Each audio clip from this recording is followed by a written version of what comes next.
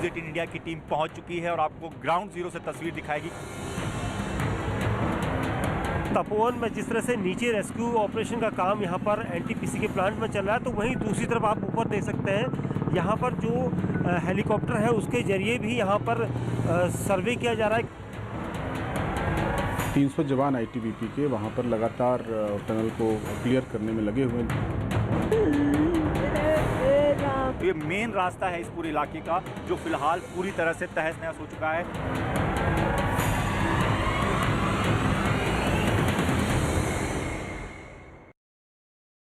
नमस्कार, आप देख रहे हैं न्यूज़ 18 इंडिया और मैं हूं आपके साथ गायत्री शर्मा। उत्तराखंड में आया सैलाब तो गुजर चुका है, लेकिन इसने अपने पीछे कुछ दिल दहला देने वाली तस्वीरें छोड़ दी हैं। सैलाब से हुई तबाही के बाद वहां राहत और बचाव का काम अभी भी जारी है। रेस्क्यू ऑपरेशन में जुटे राहत कर्मियों ने अंधेरे की परवाह न करते हुए पूरी रात राहत बचाव का काम जारी रखा। सुबह होने पर राहत बचाव के काम में थोड़ी आसानी जरूर हुई है, लेकिन जिस बड़े पैमाने पर नुकसान हुआ है उसमें राहत के काम में अभी भी कई और घंटे लग सकते हैं। उत्तराखंड एसडीआरएफ के मुताबिक इस हादसे में अभी तक 15 लोगों के शव निकाले गए हैं और अभी भी 170 लोग लापता हैं। इनमें ऋषिगंगा प्रोजेक्ट में काम करने वाले 22 और एनटीपीसी में काम करने वाले 148 लोग शामिल हैं। तपोवन एडिट टनल में 12 लोग फंसे हुए थे, जिन्हें टनल से सुरक्षित बाहर निकाल लिया गया, लेकिन मेन टनल में अभी भी फंसे हुए हैं 30 लोग। उन्हें सुरक्षित बाहर निकालने की कोशिश लगातार जारी है।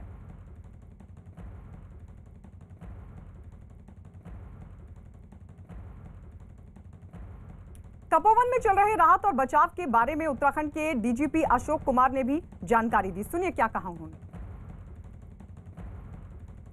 इस वक्त डीजीपी अशोक कुमार हमारे साथ हैं। सर, किस तरह के हालात हैं और किस तरह का रेस्क्यू ऑपरेशन है, कितनी जानकारी? मैं दो चीज़ें क्लियर करूं। एक तो ये हादसा वन टाइम हादसा है, ये कंटिन्यूअस हादसा नहीं है। जो कल हो गया उसका डाउन स्ट्रीम में जो इम्पैक्ट जाना था, कल 2 बजे तक श्रीनगर ने क्लियर कर दिया कि डैम की कैपेसिटी है, वो उसने उसको होल्ड कर लिया।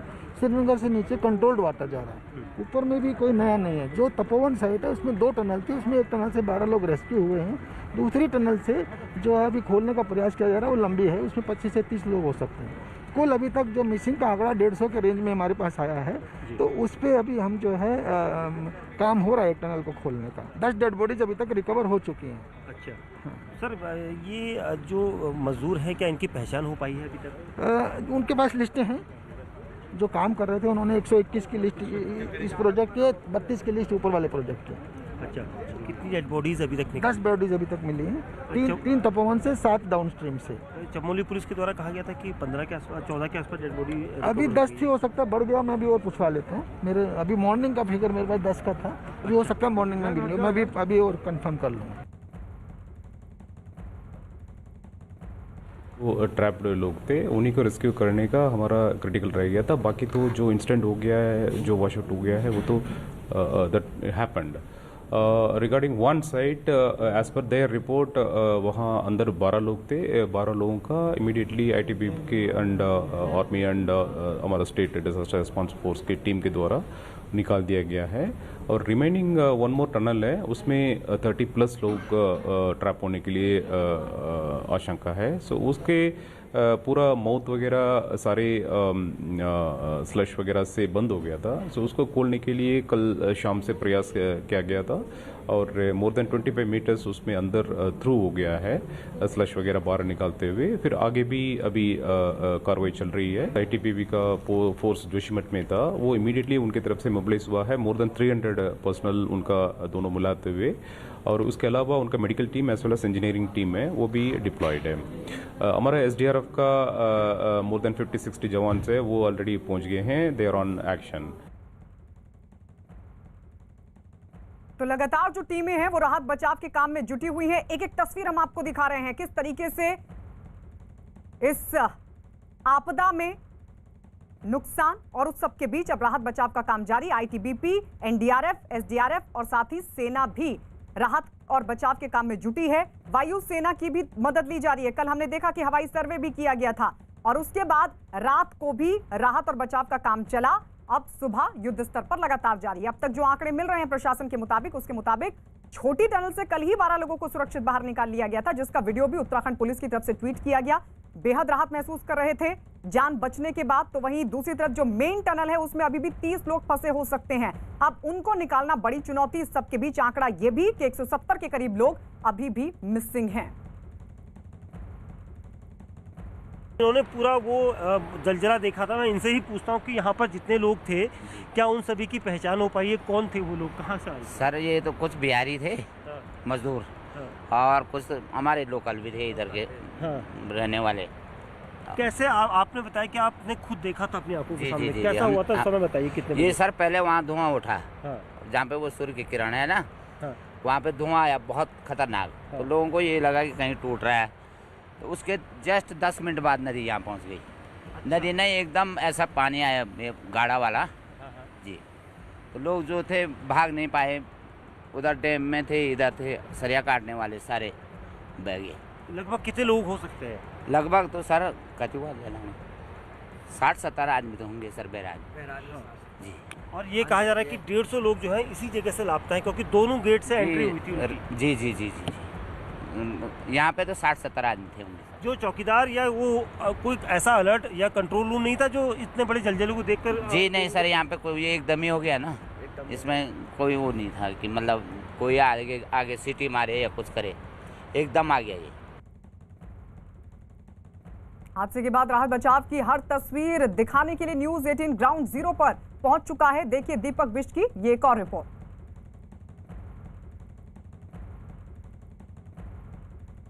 यहाँ पर रेस्क्यू ऑपरेशन है, उसके लिए यहाँ पर सभी टीमें आ चुकी हैं। आईटीबीपी के जवान यहाँ पर हैं, आर्मी के जवान यहाँ पर हैं, एसडीआरएफ के जवान हैं। और यहाँ पर जो है अब सर्च ऑपरेशन यहाँ से शुरू होगा, क्योंकि देखिए डॉग स्क्वाड भी यहाँ पर से ले जाया जा रहा है। आप लोग इसको लेकर जा रहे हैं, कहाँ सर्च करेंगे? सर जहाँ पे मलबा है वहाँ पे सर्च किया जाएगा कि नीचे कोई इंसान जिंदा दबा हुआ है हो तो ये इंडिकेट करेगा सर उसको। अच्छा, तो रात को भी आपने किया था कि नहीं सर, अभी करेंगे सर। डॉग से रात को काम नहीं किया सर। तो टनल के अंदर लेके जाएंगे डॉग को या बाहर? सर अगर जैसे ही जहाँ पे जानवर की जाने की जगह होगी, डॉग की जाने की जगह होगी, वहाँ तक इसको सर्च कराया जाएगा सर।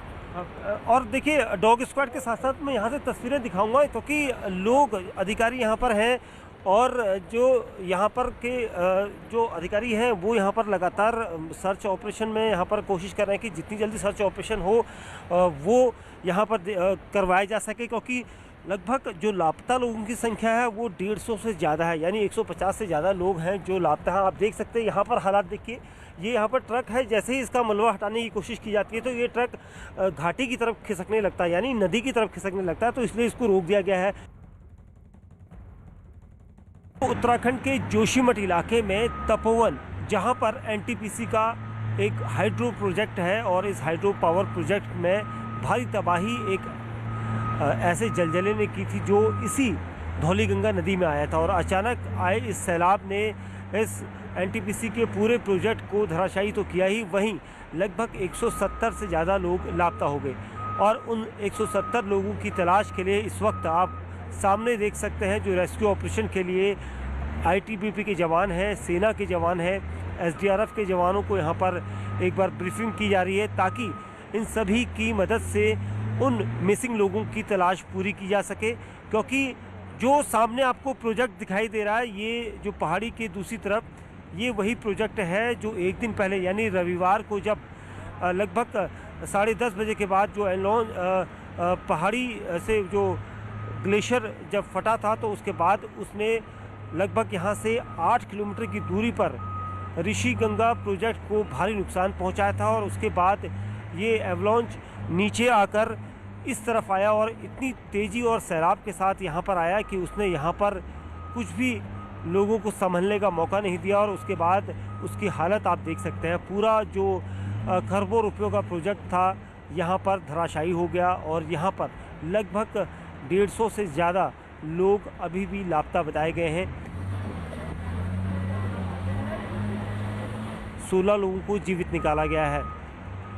एक टनल यहाँ पर जो है, इस टनल से लगातार मलबा निकाला जा रहा है, क्योंकि अधिकतर लोगों के फंसे होने की जो संख्या है वो इसी टनल के अंदर आकी जा रही है। आशंका जताई जा रही है कि इसके अंदर हो सकते हैं, जिसके बाद मलबा निकालने का काम यहाँ पर युद्ध स्तर पर देर रात से जारी है। लेकिन ये बताया जा रहा है कि मलबा निकालने में लगभग 1 से 1.5 हफ्ते का समय लगेगा। तो कुल मिला के आप यहाँ पर की जो तस्वीरें हैं वो देख रहे हैं, क्योंकि एक दर्दनाक मंजर था यहाँ पर। एक खौफनाक मंजर था जो अब ख़त्म तो हो गया, लेकिन उसके पीछे कई ऐसे लोगों को निगल गया जिनका अभी तक पता नहीं चल पाया है और यहाँ पर एक बार फिर रेस्क्यू ऑपरेशन शुरू होने वाला है। उत्तराखंड के डीजीपी के मुताबिक अशोक कुमार जो कि डीजीपी हैं, उनके मुताबिक अब पूरा फोकस बड़ी टनल खोलने पर है, जहां मलबा होने की वजह से राहत बचाव के काम में थोड़ा वक्त लग सकता है। तपोवन प्रोजेक्ट पे 2 टनल्स थी, छोटी टनल से कल 12 लोगों को बचाया गया है और वो पूरी तरह सुरक्षित हैं, उनको कोई बड़ी इंजरी नहीं है। जो बड़ी टनल है उसको खोलने का प्रयास किया जा रहा है और वो बहुत लंबी टनल है, उसमें 150 मीटर तक हमारे लोग कल एसडीआरएफ के लोग, इनके कमांडेंट भी हमारे साथ गए थे, वो जो है और आर्मी के लोग वो 150 मीटर तक गए क्रॉल करके, उसके आगे जाना असंभव था। और वो इतनी बड़ी टनल है तो उसका पूरा मलबा बाहर निकाला जा रहा है, वो मशीनों के साथ निकाला जा रहा है। उसमें अभी आर्मी की टीमें लगी हुई हैं और उसको मुझे उम्मीद है कि वो शाम तक वो खुल जाएगा। और इस वक्त हमारे साथ हमारे सहयोगी जोशीमठ के तपोवन हाइड्रो प्रोजेक्ट से सीधे जुड़ रहे हैं दीपक बिष्ट और साथ ही हमारे साथ ब्रिगेडियर विनोद दत्ता जो कि national institute of disaster management के पूर्व सीनियर सलाहकार रहे हैं। सर आपके पास भी लौटेंगे, लेकिन सबसे पहले दीपक से अपडेट ले लेते हैं। दीपक, आप जहां पर मौजूद हैं अभी वहां पर किस तरीके की स्थिति और प्रशासन कह क्या रहा है?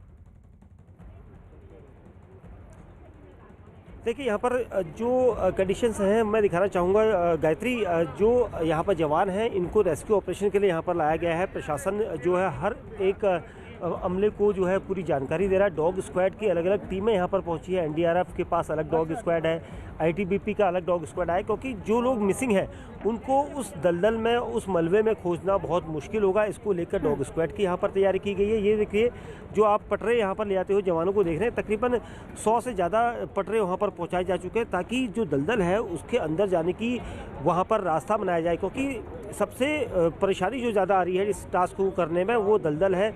जो अंदर मलबा जो कम से कम 35 मीटर जब ऊपर पानी का बहाव था तो उसकी वजह से वो भारी भरकम मलबा जो है टनल के अंदर घुस गया। ये बताया जा रहा है कि टनल के अंदर लगभग कई सारे मजदूर हो सकते हैं, 30 भी हो सकते हैं, 50 भी हो सकते हैं, क्योंकि आंकड़ा जो है वो नहीं है, क्योंकि टनल 1.5 किलोमीटर का टनल एक है और एक जो टनल है वो 220 मीटर का, जिसकी वजह से रेस्क्यू ऑपरेशन में भारी परेशानी हो रही है। आप देखिए मलबा जो है वो इस तरह का मलबा है, ये मलबा आपको दिखाई दे रहा है, इससे खतरनाक मलबा जो है वो अंदर है और इसी वजह से रेस्क्यू ऑपरेशन में सबसे ज़्यादा परेशानी हो रही है जवानों को, क्योंकि मशीनों के जरिए इस तरह से मशीनों के जरिए इस मलबे को निकाला जा रहा है, क्योंकि मैनुअली ये नहीं निकाला जा सकता, क्योंकि कोई अंदर घुसने की जगह नहीं। आप दूर तक देख सकते हैं इतने जवान हैं यहाँ पर कि चाहे वो एसडीआरएफ के जवान हो या फिर आर्मी या फिर आईटीबीपी और एनडीआरएफ, ये सभी लोग वहाँ पर लगे हुए हैं। लेकिन कमोवेश अंदर जाने की स्थिति जो है बहुत खतरनाक है, क्योंकि टनल के अंदर अब जवानों को एक एक करके ले जाया जा रहा है। जितना हो सके टनल के अंदर उनको सर्च करना होगा। डेड बॉडीज अगर वहाँ पर होती है तो उनको निकालना बहुत मुश्किल होगा। जी ठीक है दीपक, हम लौटेंगे आपके पास। यानी आप बता रहे हैं कि जो फाइनल आंकड़ा है वो अभी नहीं है, ये आंकड़ा और बढ़ भी सकता है। हमारे साथ एनआईडीएम के पूर्व सलाहकार ब्रिगेडियर विनोद दत्ता भी हैं। सर, कल तक जब हम बात कर रहे थे तब डेवलपिंग सिचुएशन थी, लेकिन अब मुझे लगता है कि काफी हद तक तस्वीर आपके लिए साफ हो पाई होगी। अब अगर अब का आकलन देखें, अभी फाइनल आंकड़ा नहीं है, हालांकि कल तक कुछ आंकड़े बताए जा रहे थे, लेकिन वो बढ़ भी सकता है और हो सकता है घट भी जाए। अब इस पूरी सिचुएशन को आप किस तरीके से देख रहे हैं? देखिए, अभी जो स्थिति है वो तकरीबन स्टेबलाइज हो चुकी है और हालांकि मैं ये नहीं कहूँगा कि खतरा टल गया है, क्योंकि थोड़ा सा अगर आप देखें जो वाटर लेवल है वो भी इंक्रीज हुआ है। तो अभी सबसे पहली जो प्रायोरिटी है रेस्क्यू ऑपरेशन की, वो जो सेकंड टनल है उसमें से करीब 30 एक लोग जिसके अंदर फंसे हुए हैं उनको निकालने की प्रायोरिटी है और उसी पे तरजीहत दी जा रही है। दूसरा जो इक्विपमेंट है, इक्विपमेंट इंडक्शन भी किया जा रहा है, बिकॉज ऐसी स्थितियों में इक्विपमेंट एक्सप्लॉयटेशन काफ़ी रहता है और काफ़ी इक्विपमेंट आउट ऑफ एक्शन भी हो जाता है। तो इस रेस्क्यू ऑपरेशन को एकदम ऑपरेशनल लेवल पे ले जाने के लिए fresh induction of NDRF teams और जो वहाँ के जो आर्मी की यूनिट्स हैं उनकी भी मदद ली जा रही है। जो इंजीनियर टास्क फोर्स आर्मी ने प्रेस की है, मरीन कमांडोज भेजे हैं, तो उनकी पूरी मदद लेके एक मुकम्मल टास्क फोर्स बनाई गई है जिससे कि जो चैलेंज है उसको एड्रेस किया जा सके। और सबसे पहला काम यह है कि जो लोग फंसे हुए हैं सेकंड टनल के अंदर उनको कैसे निकाला जाए, क्योंकि अभी भी उसमें काफ़ी लोग जीवित हैं। जी, और टनल भी 220 मीटर के करीब बताई जा रही है लंबी। आपके पास हम लौटेंगे सर, लेकिन ये भी बता दें कि उत्तराखंड के जोशीमठ में ग्लेशियर फटने के बाद भारी तबाही हुई है और इस मंजर को देखने वाले लोग अब भी सहमे हुए हैं। वहीं सड़कों पर पड़े मलबे को हटाने का काम भी तेज कर दिया गया है। तबाही का मंजर जिन लोगों ने सबसे करीब से देखा उनसे आपकी बात करवाते हैं कि आखिर उस दौरान क्या स्थिति थी और कैसे इन्होंने देखा कि जो तबाही है वो लगातार आगे बढ़ती गई। आप इसी गांव की हैं? इसी गांव के, यहीं पर रहते हैं हम। अच्छा। वहाँ गोबर डाल गिरा के, वहाँ धूप के पेड़ नहीं है, उसमें धूप सेक रहे थे ऐसे। तब तक आवाज आना लगे, मैंने बोले ऐसे क्या हो गए, ये फिर तूफान जैसे आ गए उस गदरा से।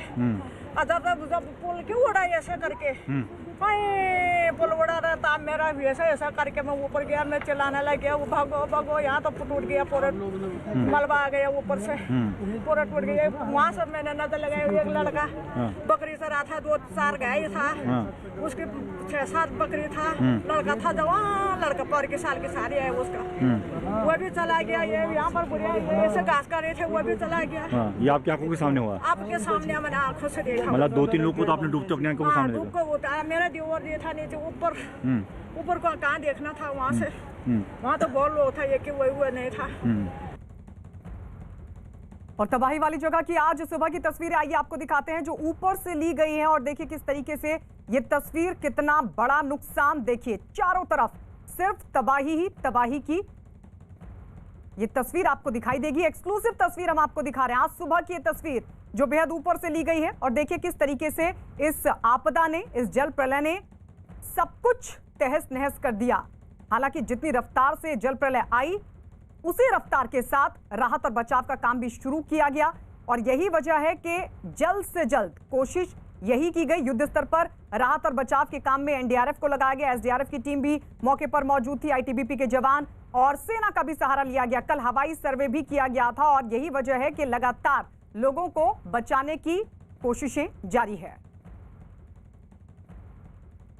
दीपक, एक बार फिर आपके पास लौटते हुए, आप बता रहे हैं कि जो टनल है वो 220 मीटर लंबी है और तकरीबन 1.5 हफ्ते का वक्त लग सकता है, ऐसा प्रशासन बोल रहे। तब जो लोग फंसे हुए हैं उनके सुरक्षित बाहर निकलने की कितनी गुंजाइश? देखिए, जिस तरह से टनल की दूरी बताई गई है, क्योंकि 220 मीटर की दूरी है और टनल देखिए जहाँ पर टनल है वहाँ पर अंदर मलबा जो है वो काफ़ी अंदर तक गया है और मलबे की जो हाइट है वो बताया जा रहा है कि लगभग 6 से 7 फीट ऊंचा वो मलबा अंदर तक गया है। तो उससे उम्मीदें कम से कम ना के बराबर ही यहाँ पर उम्मीदें लगाई जा रही, क्योंकि कोई आवाज़ नहीं है वहाँ पर, क्योंकि लगातार मशीनें देर रात से काम कर रही हैं। उम्मीदें उनकी हैं कि जो लोग टनल से थोड़ा अगर मलबे की चपेट में आए हों और वो उनका जो निचला हिस्सा वो धंसा हुआ हो, ऐसा हो सकता है। लेकिन जो मलबा है वो काफ़ी ज़्यादा है और यही वजह है कि टनल के अंदर सबसे ज़्यादा परेशानी हो रही है। और दीपक, लौट रहे हैं आपके पास, ये तस्वीर एक बार अपने दर्शकों को दिखा दें। केंद्रीय मंत्री पोखरियाल निशंक इस वक्त पहुंचे हैं और यहाँ का जायजा लेते हुए आपको ये भी बता दें कि उत्तराखंड के मुख्यमंत्री भी रहे हैं रमेश पोखरियाल निशंक, और यहाँ के हालातों को बेहतर तरीके से समझते हैं। और यही वजह है कि रमेश पोखरियाल निशंक इस वक्त घटनास्थल पर पहुंचकर मौके का मुआयना करते हुए तमाम जो प्रशासनिक लोग वहां पर मौजूद हैं उनसे जानकारी लेते हुए, कल भी प्रधानमंत्री नरेंद्र मोदी की तरफ से ये साफ कर दिया गया था कि हर संभव मदद के लिए हम तैयार हैं। खुद उत्तराखंड के मुख्यमंत्री त्रिवेंद्र सिंह रावत ने इस बात की जानकारी भी दी थी कि प्रधानमंत्री नरेंद्र मोदी ने कई बार उनको फोन किया और ये कहा कि किसी भी तरीके की मदद की अगर जरूरत पड़ती है तो फौरन ली जाए और जो राहत और बचाव का काम है उसे युद्ध स्तर पर किया जाए। इस सबके बीच रमेश पोखरियाल निशंक यहां पहुंचे हैं। दीपक लगातार हमारे साथ बने हुए हैं। दीपक, रमेश पोखरियाल निशंक क्योंकि वहां के हालातों को बेहतर समझते भी हैं, उत्तराखंड के मुख्यमंत्री भी रहे हैं और कल प्रधानमंत्री की तरफ से भी ये बात कह दी गई थी कि हर संभव मदद देने के लिए हम तैयार हैं। निश्चित तौर पर बिल्कुल, देखिए कल से ही लगातार जैसे ही प्रधानमंत्री महोदय ने जब अपना पूरा उत्तराखंड को लेकर जब अपने वहाँ पर भाषण के दौरान जिक्र किया, तो उसके बाद यहाँ पर जो जितने भी मंत्री थे वो यहाँ पर पहुँचे थे, मुख्यमंत्री खुद उसी दौरान यहाँ पर पहुँचे थे। और जब घटनास्थल जो तपोवन का ये आप देख सकते हैं डैम का हिस्सा, यहीं पर अभी आपको रमेश पोखरियाल निशंक जो है मीडिया से मुखातिब हो रहे हैं, क्योंकि अभी वो यहाँ पर जायजा ले रहे हैं। लेकिन उससे पहले ही मीडिया से मुखातिब हुए, क्योंकि यहाँ पर की भौगोलिक स्थिति को वो भली भांति समझते हैं, जानते हैं। कई साल मंत्री रहे, उसके बाद मुख्यमंत्री का पद लेकर यहाँ पर सरकार चलाई, और उस दौरान भी देखा उन्होंने कि किस तरह से आपदा जो है एक राज्य को पूरी तरह से निचोड़ देती है। और यही वजह है कि वो यहाँ पर पहुँचे हैं, हालात का जायजा लेंगे और देखेंगे कि किस तरह से यहाँ पर किस तरह से जो सुविधाएं दी जा सकती है, किस तरह से यहाँ पर ऑपरेशन को आगे बढ़ाया जा सकता है। ये सारी चीज़ें यहाँ पर अधिकारियों के साथ उनकी एक बैठक होगी, उसमें की जाएंगी। तो कुल मिला के अभी वो यहाँ पर मीडिया से मुखातिब हो रहे हैं। ठीक है, मीडिया से मुखातिब होंगे और क्या वो कहते हैं उसके बाद उस पर भी नजर बनी रहेगी। लेकिन इस बीच ये भी, ये देखिए तस्वीर हम आपको दिखा रहे हैं, जो राहत बचाव टीम के अधिकारी हैं मौके पर उनको जानकारी देते हुए एक्सक्लूसिवली आप ये देख रहे हैं। मौके पर मौजूद केंद्रीय मंत्री रमेश पोखरियाल निशंक। अभी क्या है, दोनों तरफ से ट्रैप है, there is no fresh oxygen going there, that is our aim sir. Immediately will make the at least ऊपर वाला लेयर थोड़ा सा। संभावना क्या है कि वहाँ तक भी ये जो पहुँचा होगा पानी, वो पानी तो तब भी पहुँचा जी सर, हम लोग तो 300 मीटर पे हैं, 3 किलोमीटर पे भी हैं और ये टी पॉइंट पे भी है, दोनों जगहों पे काम।